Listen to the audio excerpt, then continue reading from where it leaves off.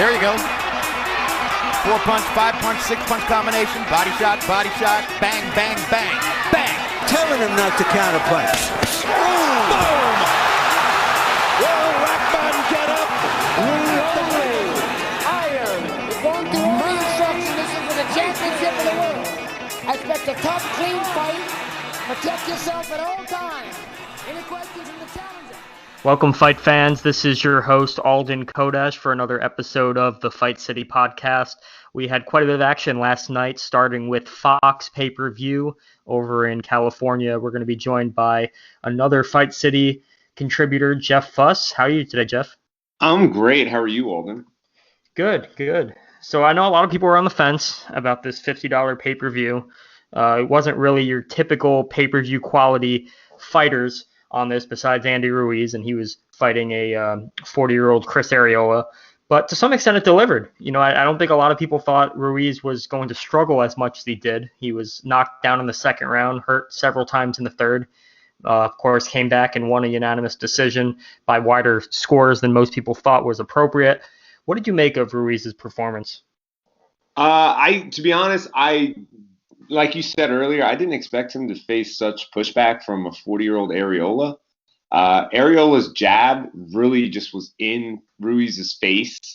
I kind of expected Ruiz to push the pace a little bit more, I guess. He stuck to the same combination of at least like a simple 1-2-3. I guess this is his moneymaker. With a couple, 2-3-2s or a 3-2-3. But, you know, I was thinking with the weight loss that he's kind of undergone, that he would have kicked it up maybe another gear, because at some point I just didn't expect it to go past maybe the 7th round, but it went the full 12 rounds. Yeah, that was a surprise in and of itself. Ruiz, he stated after to Joe Goosen, Chris Arreola's trainer, that he struggled to find the distance throughout against Chris Arreola. And Chris Arreola is not necessarily someone that you would attribute to a guy that could maintain distance very well against a fighter of the caliber of Andy Ruiz. So it was a little bit of a surprise technically. Of course, there was the surprise that Arreola was able to have Ruiz in such trouble early on.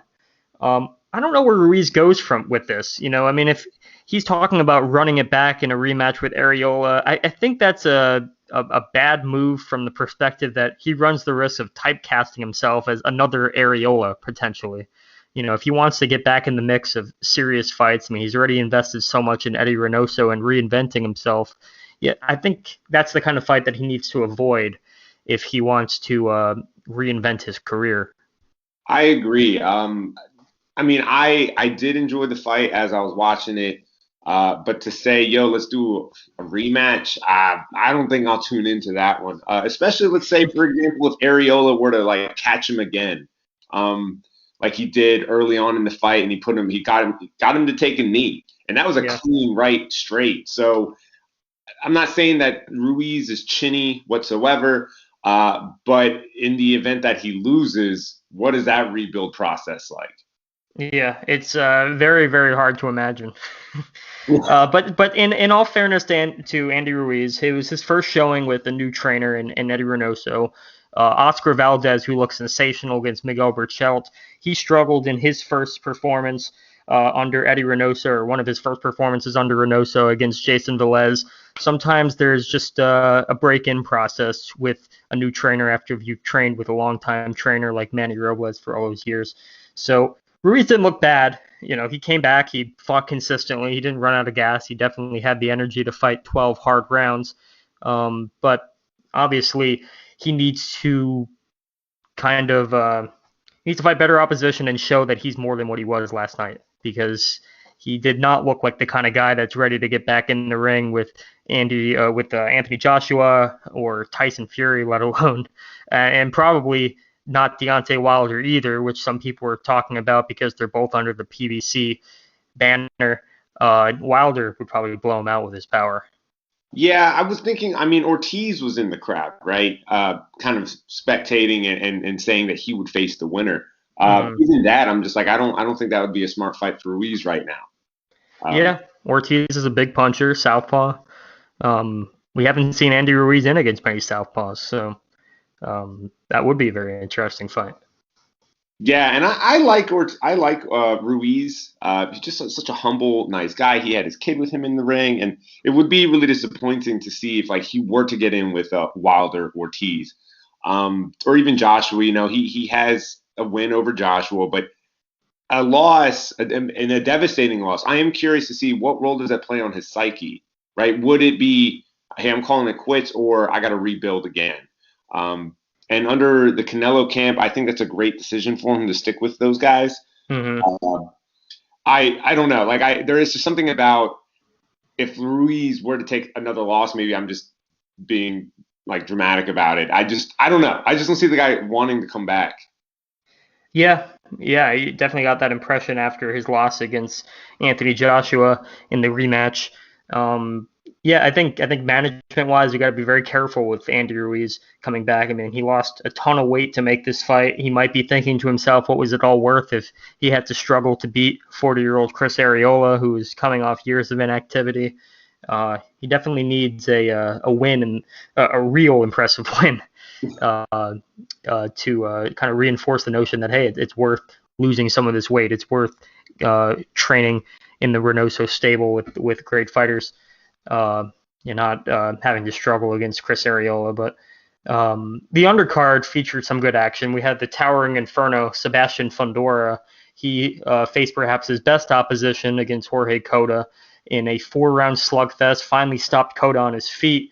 Coda's been stopped inside 4 before by Jermell Charlo and Erickson Lubin, but he also held former unified champion Jason Banana Rosario to a split decision in 2019. So on paper, this is an impressive step-up victory for Sebastian Fundora, I'd say. That fight in itself, I think, made the card. It usually does with a guy like Fundora. Well, yeah, Cota just came out first round. I was just like, man, he decided seek and destroy is his mission. And just took the fight right to Fundora, which, after watching tape of Fundora, that, at least for me personally, probably wouldn't have been my strategy. Yeah. The guy loves mixing it up in the middle, but Cota was just like, well, I got to get him out early. Yeah. Yeah, I mean, you watch Fundora so many times and you're still asking yourself, scratching your head, why a guy that's an unprecedented 6'6" in the 154-pound division absolutely uses none of it and just comes straight at you, falls in, and mixes it up in close. Uh, but it's fun to watch. He's he's he's just a very unique item in there. I appreciate the way he fights, especially just since he is such an anomaly. 6'6", makes 154 pounds, is willing to just get inside. And I know the sportscasters, Brian Kenny and team were just sitting there thinking, like, why doesn't he just be long? That's what we want him to be, is fight long, stick behind your jab. But Fundora's just like, nah, I'm all right. He threw, 2 jabs throughout that whole fight, but was just willing to sit inside the pocket and just like, I'm going to throw some hooks and some uppercuts, and Coda's going to eat those. Yeah. Yeah, I mean, honestly, I think he'd be just as entertaining if he used his height because his arms are so long for that weight that I think he'd be able to still throw and land at the same kind of punch volume, just not getting hit as much. But I think it's a serious question mark what lies ahead for him in such a talent-loaded 154-pound division.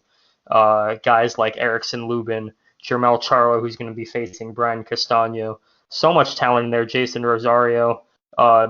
And I still think Jorge Cota, while a step up in competition, is still inferior compared to some of those guys. And Fundora's chin will probably be tested even more, of course, as he starts to move up in competition. What did you think about that stoppage? Well, it was interesting because, well, obviously, Cota landed a big shot right before the referee stopped it. But the referee was on the verge of stopping it for at least 30 seconds, it looked like. And he was just waiting for the right opportunity. He was going to stop it sooner or later. I mean, Cota was taking a lot of unanswered punishment. And, yeah, it was unfortunately not the most timely stoppage, considering that Cota landed a big left hand right when he stopped it. But, sometimes I've been critical in the past for waiting too long for that perfect time stoppage. For example, Russell Mora waiting 3 minutes almost for the Burchelt versus Oscar Valdez fight for that perfect moment to step in. And unfortunately, Valdez got in a left hook that uh, fell Burchell straight on his face. So sometimes you're not going to get that perfect moment stoppage, but it's still the right stoppage. I think this was one of those occasions. It wasn't super friendly on the eye, but it was just a matter of time before Cotto was going to get hurt.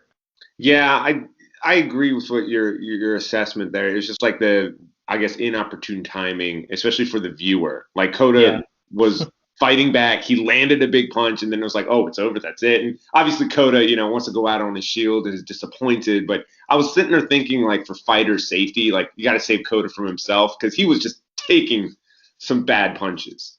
Yeah, I mean, you can you can hit Sebastian Fundora if you're half asleep, really. The guy is just right there to be hit. So because Cotto was able to land a shot right before you were stopped, it doesn't really change anything because Sebastian Fundora has no mind for defense and he's just a pure offensive fighter that's in your face. It doesn't change the fact that he's just wailing punches and punishment on Jorge Cotto in an unanswered manner. So, yeah, I think the fact that he was hit with one shot back while he was getting hit with two doesn't really change anything. And I don't criticize the stoppage, but of course, on at the surface, it looks questionable. So, yeah, fair. Yeah, that's where I landed on that one. In the pre-pay-per-view fight, we had a stoppage that had no questions at all. We had Erislandy Lara making his first appearance at 160 pounds against Thomas Lamana, Cornflake Lamana.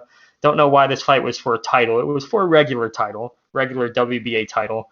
And he knocked him out with a looping left hand and had him out cold, more or less. So he makes his first appearance at 160, but honestly, I'd rather see him at 154. Yeah, I don't see Lara making any big of a splash in this division. Like, he's undersized. I mean, great, he got a win in the first round. But I'm kind of curious to see, like, that jump up. How long would his legs last at that weight? Like, he's fighting guys like on par with GGG's weight. So I don't know, like, what was the decision? Is it just hard for him to make 154, or what does this change now? What does this bump up in weight? Is, I guess, my question. Yeah, I don't really know what it means. I mean, the champion is Ryota Murata, so it's a beatable champion. The super champion or actual champion at WBA, whatever you want to call it. So it's a title that Lara could win, but where does he really go from there? Does he try to unify against Triple G? Does he try to fight Demetrius Andrade? I mean, honestly, not really fights that I'd be looking forward to. I'd love to see him fight at 154, even if at kind of a marginal gatekeeper type status. He held Brian Castano to a draw, which is impressive considering Castano's recent victory over Patrick Teixeira, and he's going up against Jermell Charlo.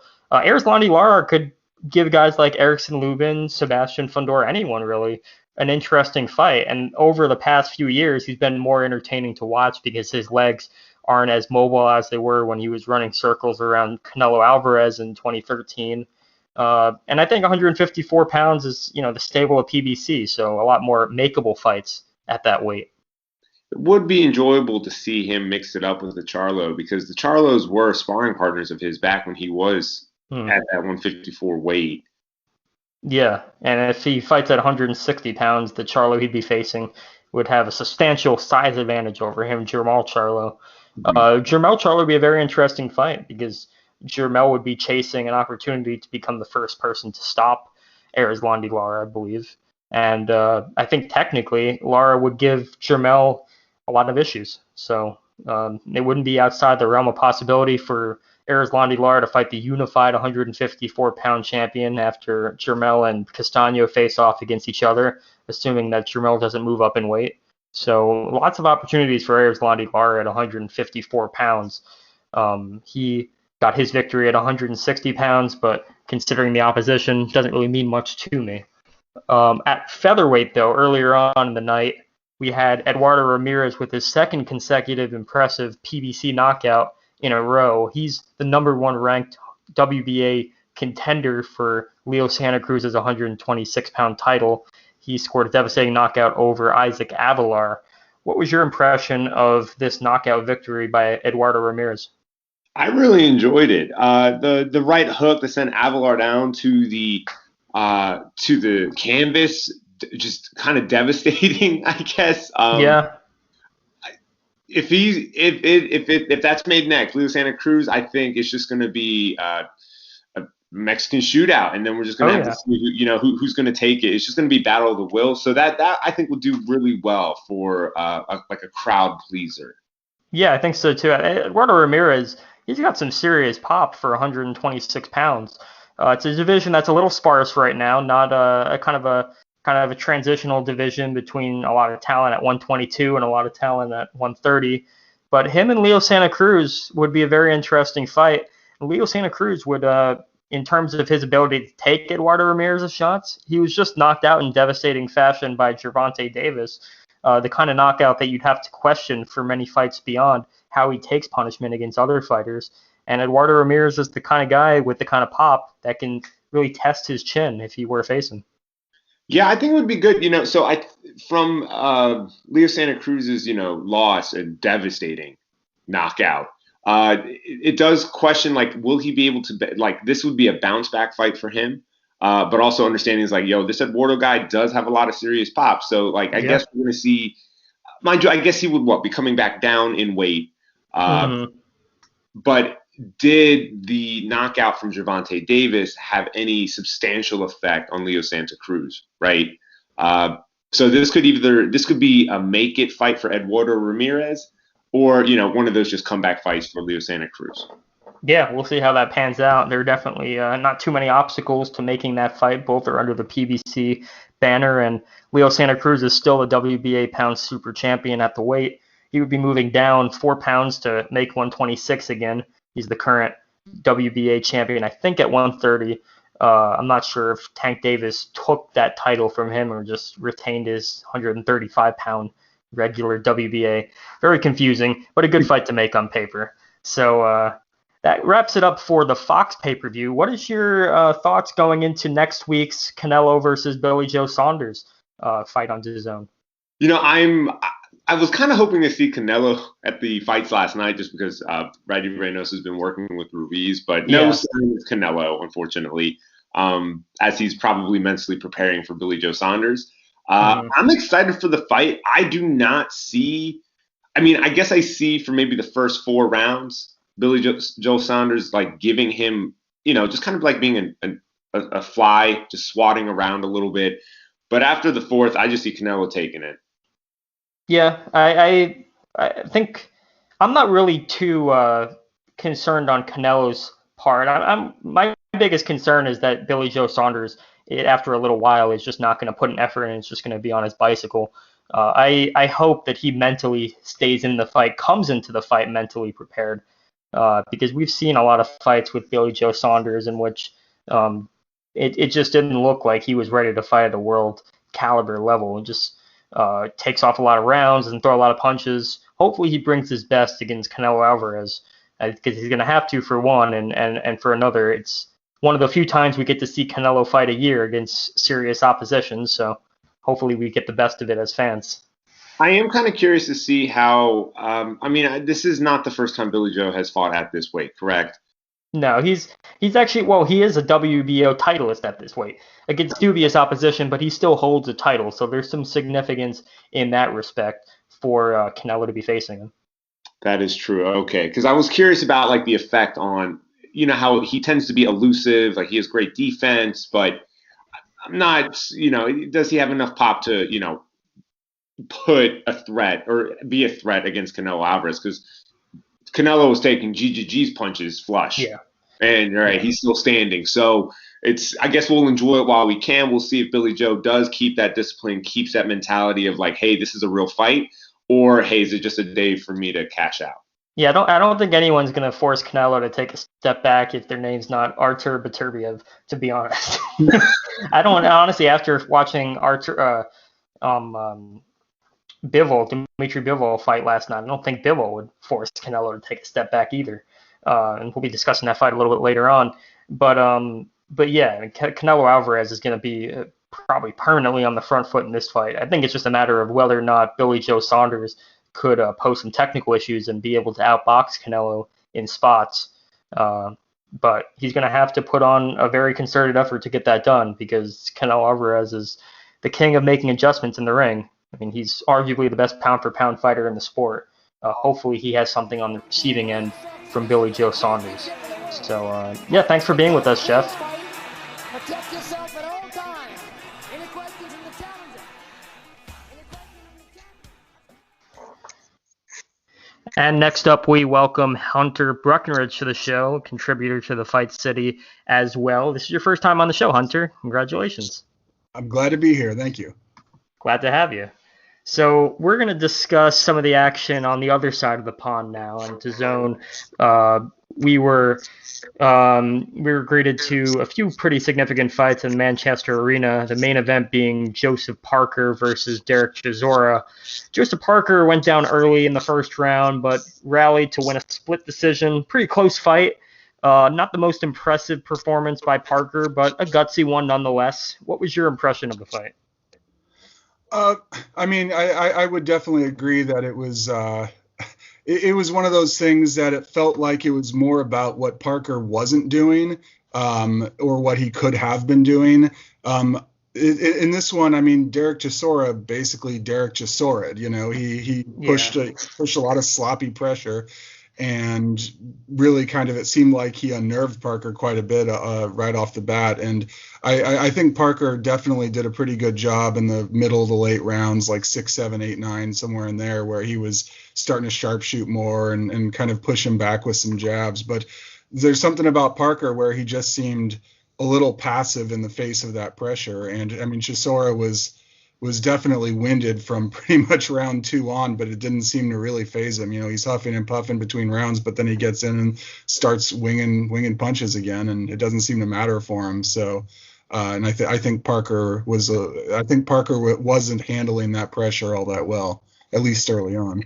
Yeah, and to his credit, I mean, neither did Alexander Usyk when he fought Derek Chisora. Of course, Usyk being newer to the heavyweight division than Parker has an excuse, but Chisora provides, I mean, he's a big guy, throws a lot of wide shots, unorthodox winging shots. He's a very strong fighter. Gassed himself out pretty predictably, though, and Parker looked like he was on the verge of getting him out of there in some of the mid to late rounds. Something about his approach when he has a guy in a bit of trouble tells me that he just lacks the killer instinct that some other fighters in the heavyweight division do that have been able to get rid of Chisora, like Dillian White. Yeah, I definitely agree with that. Chisora is at, you know, he's at that level, like, you know, maybe top 20 or 30 where he can pressure and trouble a lot of the better guys. But with maybe 1 or 2 exceptions, he's never actually been able to step up and take out, you know, a top 10 guy. And Parker, you know, he should have been a guy who Parker could have gotten out of there. And again, Chisora is just incredibly durable and tough. I mean, the only guy who's really blown him out was David Hay. And that was a little while ago too. But I you know, in this case, yeah, I think Parker, you had it right. His killer instinct just really isn't there. You know, he's definitely got some decent wins, but he was pretty passive against White himself early on. He didn't really push Anthony Joshua that hard. You know, he struggled in his last fight against Junior Fa. Yeah, I mean, he's a guy, it's hard to get him to fight off the front foot. I mean, he's just so habitually on the back foot moving around. He has decent ability, but yeah, the killer instinct didn't seem to be there.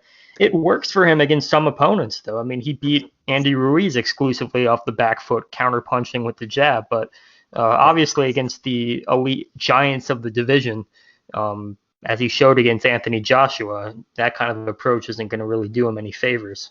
So.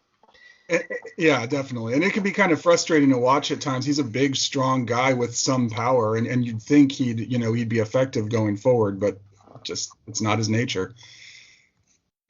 Yeah, he got the victory by split decision.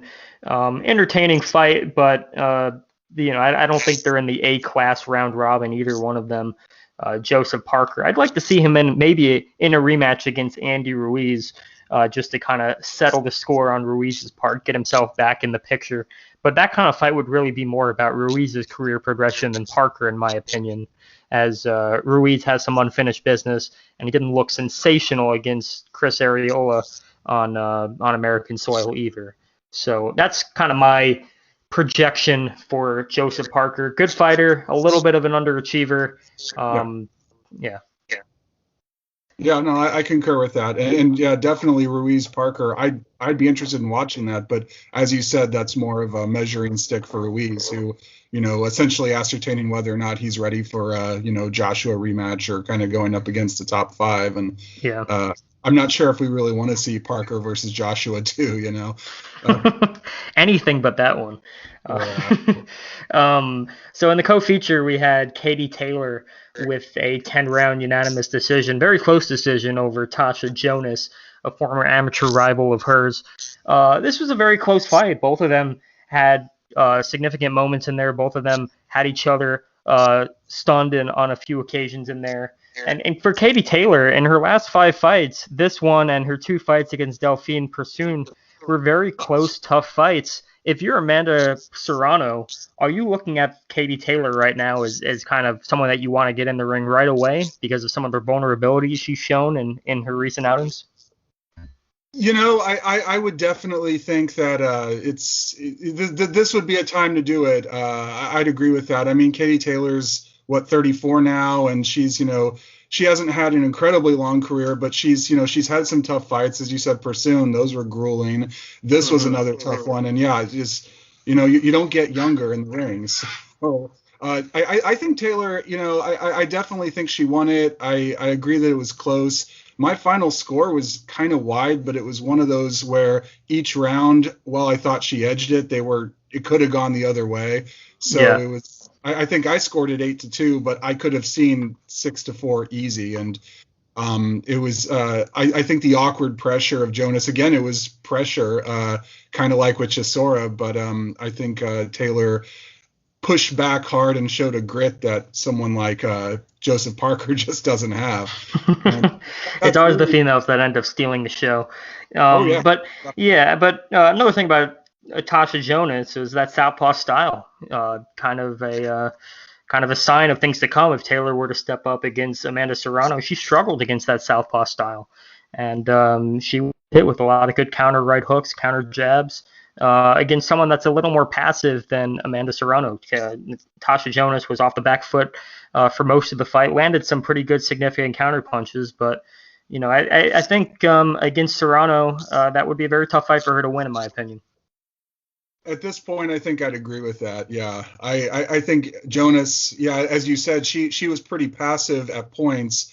It was usually Katie Taylor would lunge in. I think the commentators kept calling it her raids, which I kind of liked.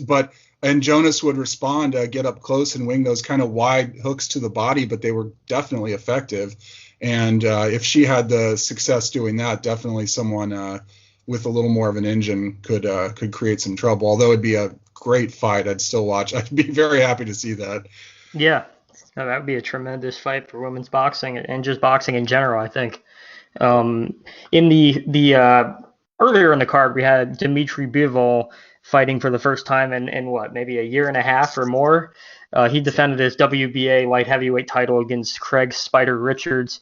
A much tougher fight than a lot of people were expecting. 2 of the judges had it very, very close. I don't think it was quite 115, 114 type close, but Richards definitely came on in the second half of the fight and gave Bivol a tougher fight than mostly anyone was anticipating. What does this really say for Bivol as he presumably steps forward towards the top fighters at 175? Bivol's one of those guys who, if you let him cruise, you let him coast, then he'll do it, and it's no problem. I mean, the first really 7 or 8 rounds, it was just kind of a fencing match. Richards wasn't really pushing hard. I mean, he was fighting well. He didn't embarrass himself by any means, but he was just a little slower, and he kept, his jabs kept just hitting the gloves of Bivol, who was defending well early, I'd say.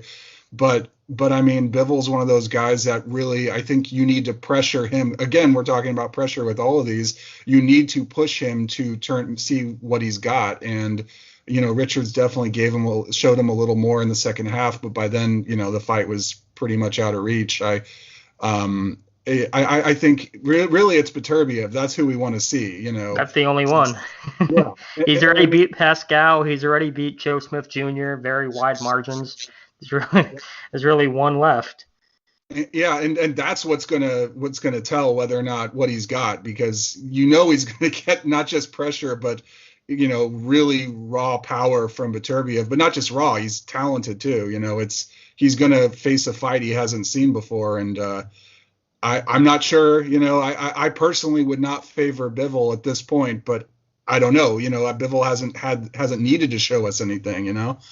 Yeah, he's just kind of. It just looks like he's fighting on instinct in there. He's just throwing the same combinations. His defense is very limited, maybe because he just doesn't need to show many dimensions. It's exclusively the high guard and the half step back, and a lot of the punch he throws are the same kind of straight punch combinations. But as you said, I mean, it might be because he just doesn't have to show more than that dimension, which is, if you've never seen him before, you wonder where the hype is coming from with this guy, because it's pretty much up and down, left and right. Not too impressive to watch. Besides his consistency, really. Yeah, and he definitely looks good, but he's never looked great. But you fight who's in front of you, and some of that may just have been the limitation of his opponents.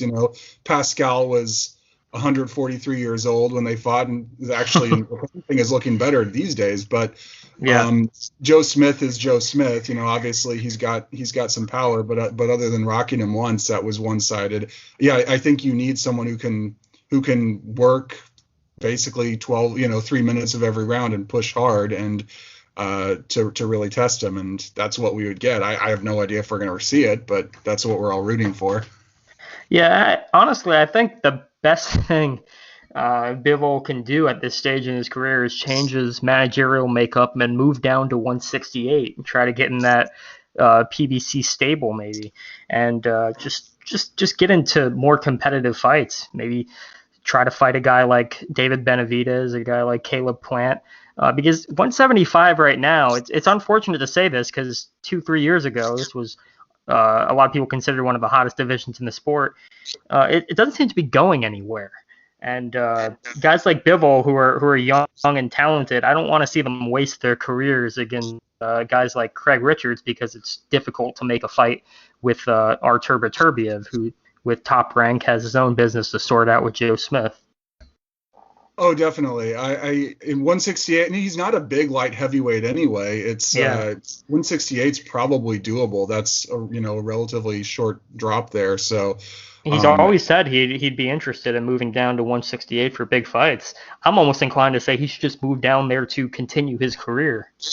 Yeah, he's 30. It's not at that point where it'd be a huge strain on him. And I think his style would be would fit well at that weight, definitely. But again, it's also easier to make light heavy than super middleweight, So I wonder if he's just like he's content to coast in his fights. Maybe he's content to coast in his career.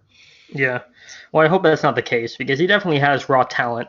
He just hasn't really been pushed to show that extra dimension that I want to say he has, but he's got to show it.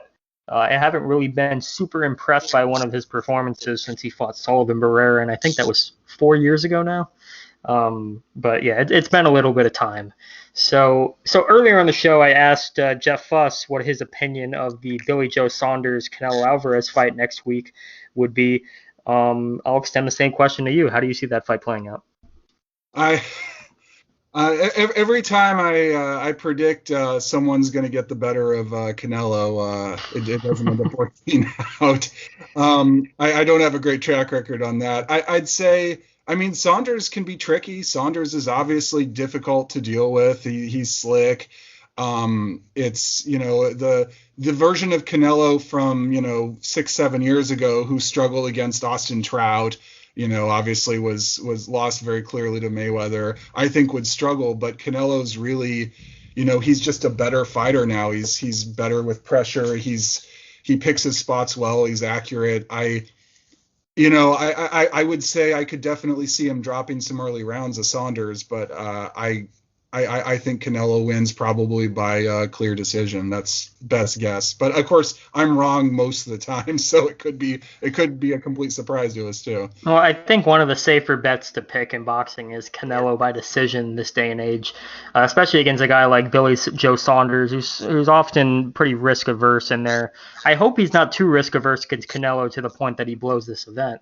Because I could see him shelling up and moving around and kind of giving up against Canelo after it's clear that Canelo's the better fighter. I hope that Saunders, with all the stalling he's done with fighting Canelo and Triple G, I hope he finally brings out the best version of himself now that he finally has this opportunity, which honestly might be his last opportunity at this stage, his first and last. So I hope he fights to that occasion, really. Yeah, this could be his moment, and this is the type of thing that fighters basically dream of, getting that shot against the man. And only a handful actually rise to that occasion, and I'm not sure Billy Joe Saunders is that guy. But you never know. It's you get hit in the face and things change. So as good as Canelo is, he's not invulnerable, and I don't think Saunders is that guy to take him down, but that's why they fight, Yeah, we'll see how that fight materializes. Who do you think Canelo's next opponent? I mean, looking in advance, assuming Canelo gets by Billy Joe Saunders, which I think a lot of people are doing right now. Who's next at 168 for Canelo? Do you think he tries to unify against Caleb Plant, or goes up against a non-titleist like David Benavidez in a fight that everybody really wants to see? I mean, actually, either Plant or Benavidez would be possible.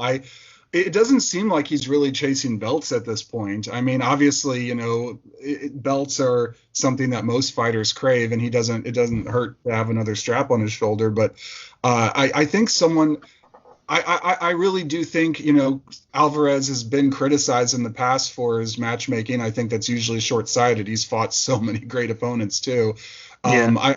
I really think, not that Plant would be a bad opponent by any means, but I think he goes more for the crowd friendly. I think highly of Canelo just in general. I thought he lost both fights to Golovkin, but I'm still impressed with him regardless. And yeah, I don't think he's going to shy away from either challenge. And he's willing to take stay busy fights, of course, but I think both guys could end up being on his radar in the next year. So, yeah, this is kind of a stay busy year for him, considering that he fought in February, I believe it was, a month that I don't know if he's fought in February for years now. He's been a September, May type of fighter exclusively. So it's clear that this year is the year of Canelo getting a little more busy. Hopefully that means Canelo getting busy against top-notch opposition at 168, to which there is definitely an abundance of. We'll see how he does against Billy Joe Saunders and see where he goes from there. Protect yourself at all times. Any questions from the challenger?